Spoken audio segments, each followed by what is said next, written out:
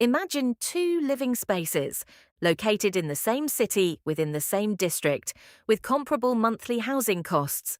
Enter the first residence and you encounter a large flat-screen television prominently displayed, an expensive leather couch that exceeded $4,000, kitchen counters lined with various gadgets and equipment, many still sealed in packaging, closets bursting with garments, a substantial portion bearing original price tags.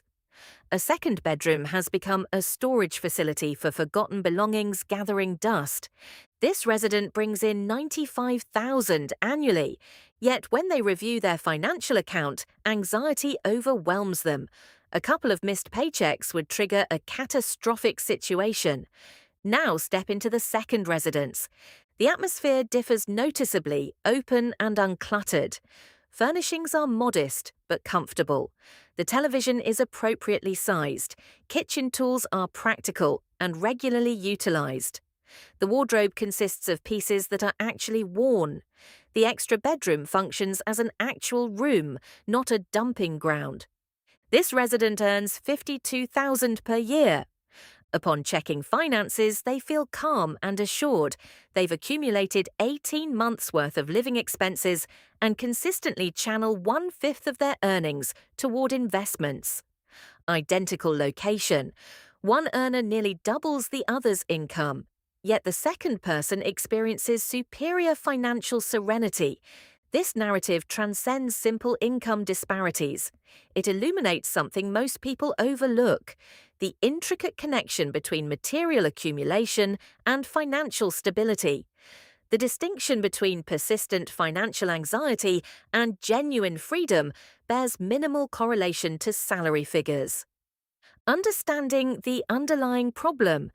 The high-earning resident doesn't handle money poorly in conventional ways. They abstain from gambling, maintain no expensive habits, and avoid frivolous luxury purchases. Instead, they gradually constructed an existence that demands every penny they earn merely to sustain. The modest-earning resident grasped something transformative. They discovered an essential principle: fewer possessions doesn't equate to reduced quality of life. Instead, it represents intentional, deliberate choices. Such deliberate living establishes a financial cushion, something most well-compensated individuals never achieve, regardless of their earnings. Throughout this discussion, I'll present the financial philosophies that distinguish those perpetually solvent from those perpetually strapped, irrespective of compensation level. These aren't prescriptions for austerity or sacrifice. Rather, they reflect awareness of a reality nearly universally ignored. Each item occupying your space generates continuous financial obligations. Principle 1. The dual cost structure of ownership. Consider this perspective-shifting concept that will reshape how you approach every future acquisition. Possessions extract payment on two separate occasions. The initial expense is apparent, the purchase price displayed on your receipt, straightforward and obvious. However, a secondary expense exists that receives minimal attention. Frequently, this hidden cost surpasses the original. This secondary expense encompasses space requirements, upkeep costs, cognitive burden, and foregone investment returns. That fitness apparatus requires residential space. Such space carries a price approximately $30 to $50 annually per square foot within metropolitan regions. When accounting for surrounding clearance, the equipment occupies roughly 20 square feet. This translates to $600 through $1,000 yearly in hidden housing costs for fitness equipment that likely serves as a clothing rack. Additionally, the secondary expense includes preservation and maintenance obligations. That recreational watercraft demands winterization, sanitation, registration fees, liability coverage, and sporadic restoration work.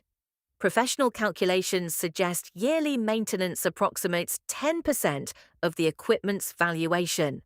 A $40,000 vessel costs $4,000 annually, merely to possess regardless of whether you ever utilize it. Furthermore, this secondary expense incorporates psychological toll.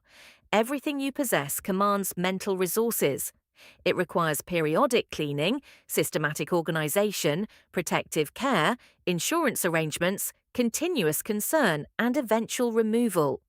Scientific investigation reveals that environmental disarray elevates stress hormones and diminishes cognitive performance. Physical clutter unconsciously stresses your system. Lastly, the secondary expense involves alternative use of capital. Funds deployed into belongings represent assets never directed toward investment growth. That $20,000 residential gymnasium collection might have expanded to $70,000 or greater across 2 decades within market index investments. You didn't merely purchase workout apparatus. You essentially selected workout apparatus over prospective financial autonomy. Factoring in all concealed expenses, numerous items cost significantly more to maintain than their purchase price. The buying price represents merely the entry fee. Ownership expenses persist indefinitely. Financially prudent individuals grasp this instinctively. They don't dismiss belongings due to disliking quality items. They forego them having calculated actual costs and concluded that most acquisitions exceed reasonable value. Principle number 2, analyzing cost distribution across ownership duration. This naturally progresses to a foundational guideline that financially disciplined people follow consistently. Before acquiring anything, estimate realistic frequency of utilization. Divide the acquisition cost by this frequency estimate. The resulting figure cost per individual use represents the accurate measure of financial value. A $175 sweater worn once monthly costs $87 per wearing. A $350 sweater worn bi-weekly costs approximately $350 per wearing. The pricier garment delivers superior actual economics. This analytical approach eliminates most spontaneous acquisitions immediately. That $250 kitchen implement you'll employ several times yearly costs over $100 per application during year 1. An absurdly expensive methodology for accomplishing its intended function. Conversely, a $25 apparatus you utilize regularly costs below 50 cents per use throughout year 1. This calculation also identifies genuinely worthwhile expenditures. A $2,000 mattress, utilized nightly across a decade, costs approximately 50 cents per use. Remarkable value considering its impact on wellness and daily functioning. A $1,300 coffee preparation device, operated every morning across 5 years, costs under 70 cents per use, realistically offsetting expenditures at commercial establishments. Mathematical analysis transcends marketing approaches, psychological triggers, and external influences. It clarifies what represents genuine economic sense compared to momentary emotional appeal. Principle 3, the replacement threshold examination. Conduct a thorough examination of each belonging in your residence. Pose one straightforward question. If this possession vanished immediately, would I invest funds replacing it? Respond truthfully. Would you genuinely purchase another specialty cooking device? Would you restore that appliance accumulating kitchen cabinet space? Would you acquire comparable garments you haven't utilized in extended periods? Practically universally, the truthful response is negative. You wouldn't repurchase them. They persist through momentum rather than genuine preference. They originated as impulsive purchases, reluctant gifts, or remnants of discontinued interests.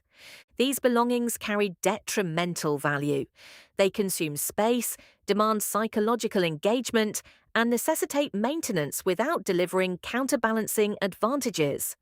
Moments devoted to arranging, cleaning around, or contemplating items you wouldn't replace represent hours diverted from genuinely meaningful activities.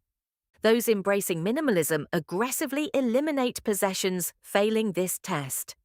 Valuable items receive sale consideration, potentially useful items get distributed to appropriate recipients, and worthless items get disposed of responsibly.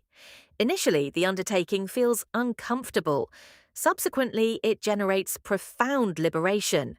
The psychological heaviness of housing unwanted or unnecessary items proves substantial. Releasing this weight creates psychological spaciousness that's challenging to articulate but immediately perceptible. Rooms appear more expansive. Selections become clearer. Maintenance requires diminished effort. Complete awareness of your possessions' locations becomes possible since everything remaining serves a defined role. Principle 4. Resisting upgrade pressure. A consistent pattern emerges among higher income individuals with minimal accumulated assets.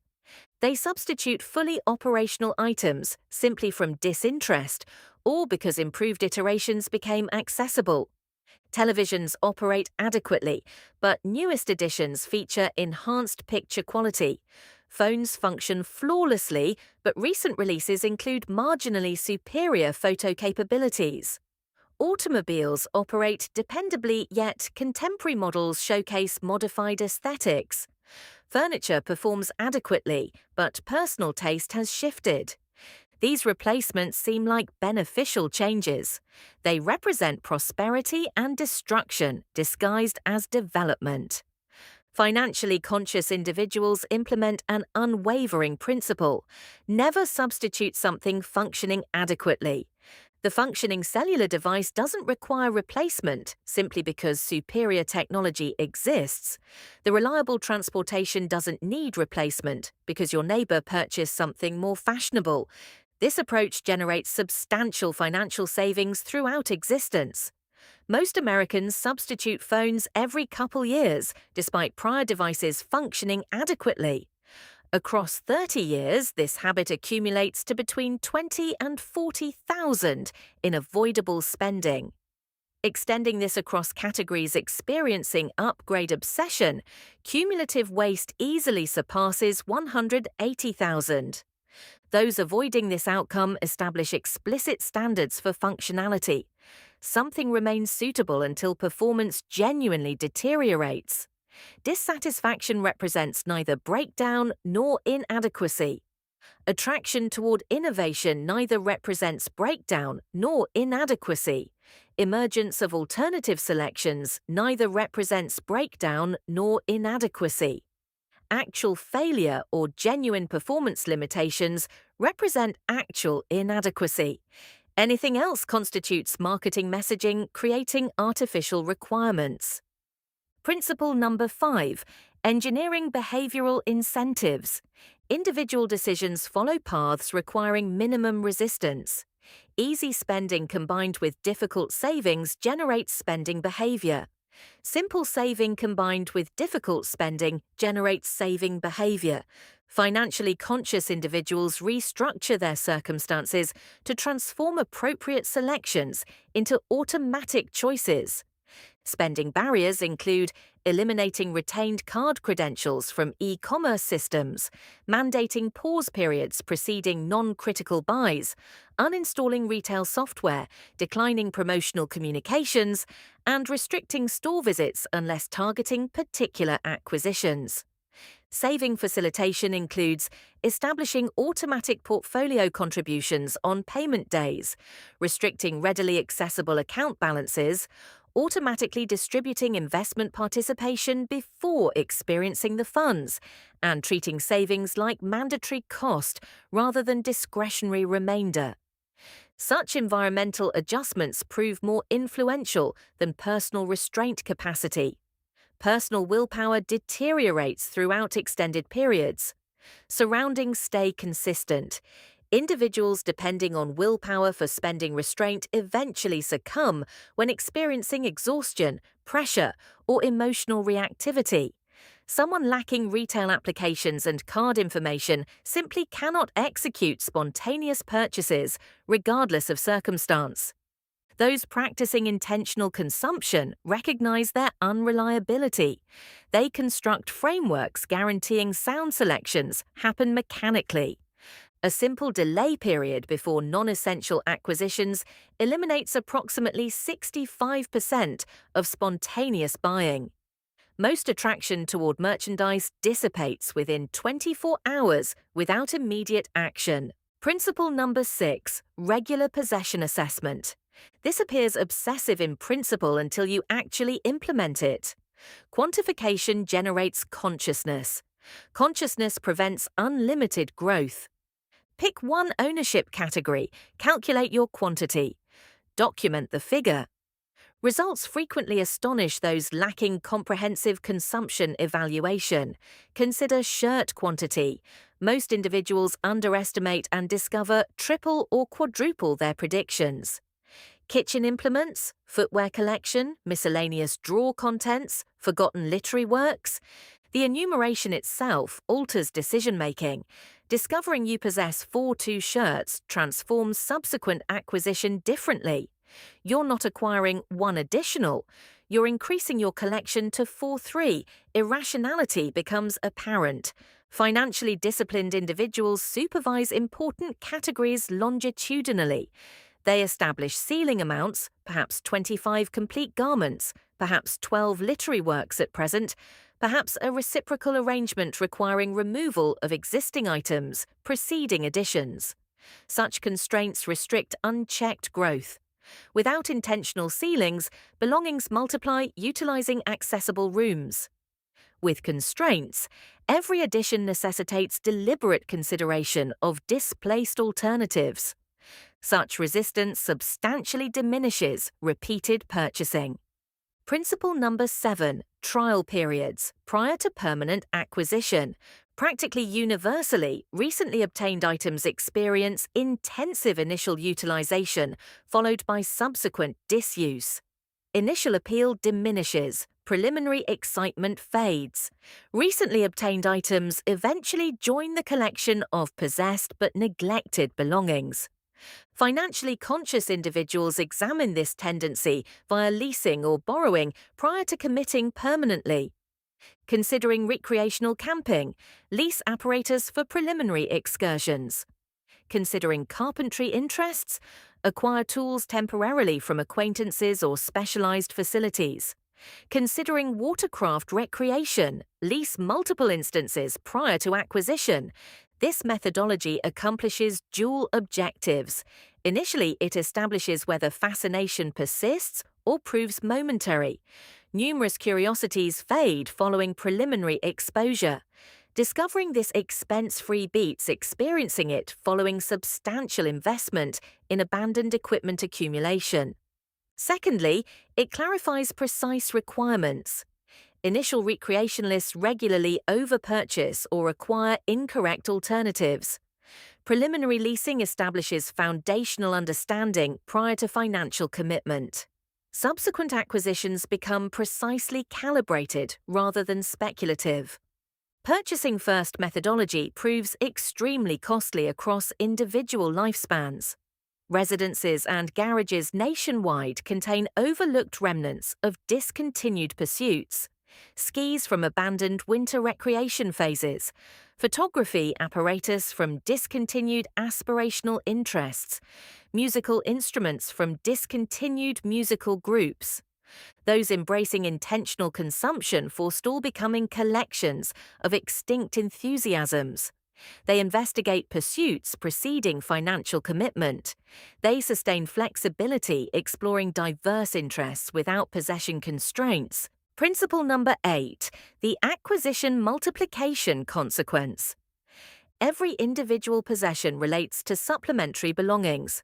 Watercraft necessitate towing apparatus, specialized vehicles, facility charges, care supplies, protection apparatus, and specialized garments. A seemingly independent acquisition triggers a sequence of supplementary purchases.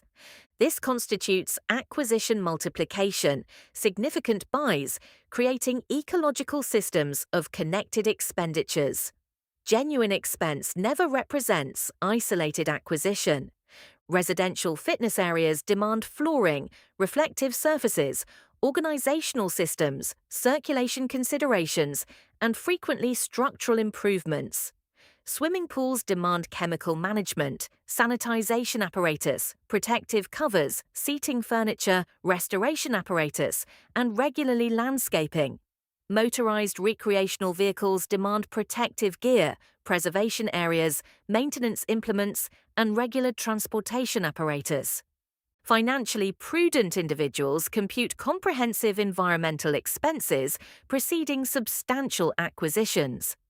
They comprehend that a $7,000 acquisition potentially represents $11,000 to $15,000 incorporating auxiliary expenses.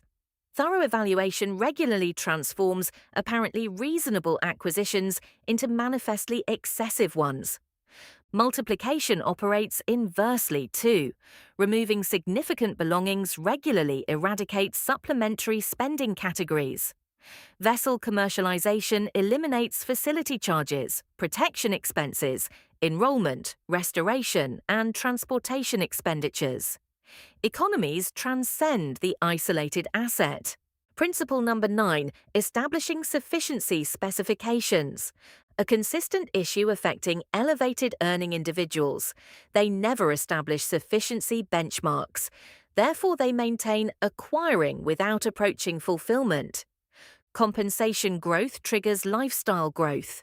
Improved lifestyle becomes predictable, necessitating additional compensation development for progress sensation. This repetition persists indefinitely.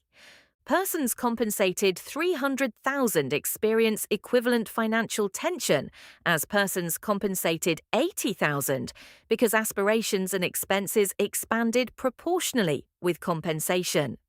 Financially conscious individuals disrupt this repetition by establishing adequacy parameters preceding compensation development. They predetermine what residential characteristics suffice, which automobile accommodates requirements, what material standard represents genuine satisfaction. Subsequently, they develop compensation towards specified parameters rather than perpetually advancing objectives. Perhaps determining $350,000 properties satisfies despite potential future $600,000 affordability. Perhaps determining $30,000 transportation satisfies despite colleagues' $70,000 selections. Perhaps determining present wardrobe suffices despite compensation supporting continuous replacements. Establishing completion lines generates boundary conditions.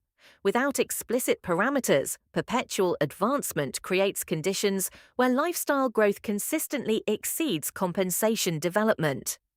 With specifications, supplementary compensation directly converts into accumulation and investment instead of consumption. Individuals determining 70,000 as perpetual consumption allocation, subsequently generating 170,000, generates prosperity at exceptional velocity. 100,000 surplus progressively finances autonomy. Meanwhile, an individual receiving equivalent 170,000, yet perpetually redefining sufficiency upward, perhaps establishes insufficient reserves.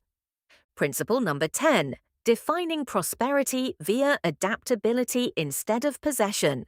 Traditional perspectives determine prosperity via possessions.